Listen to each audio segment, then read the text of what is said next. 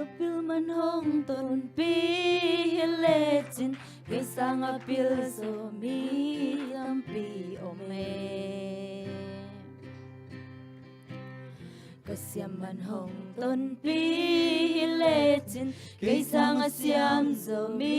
tampi ome mi te muna asang tak sing lo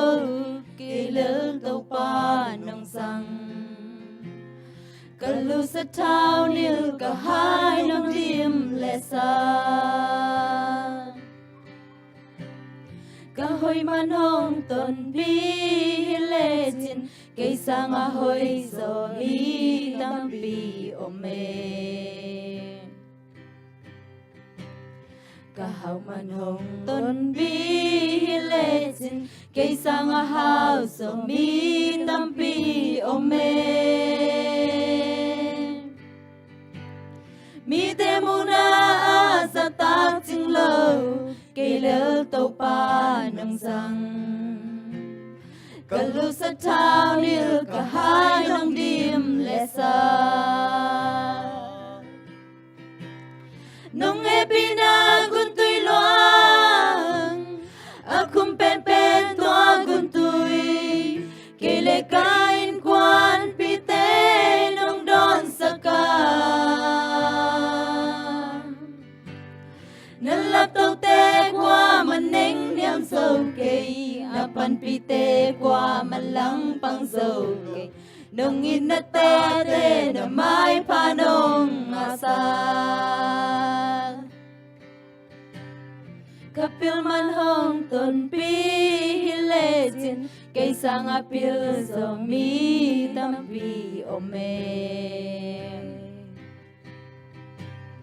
kasiam man hong ton pi hiletin kaisang asiam so mi tampi ome mi te muna sa tak ching lo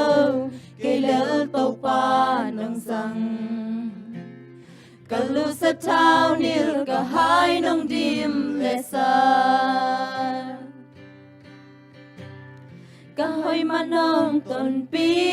hiletin kaisang ahoy so mi tampi ome kahau man hong ton pi hiletin kaisang ahau so mi tampi ome mi te muna sa tak ching lo kay lel tau pa nang sang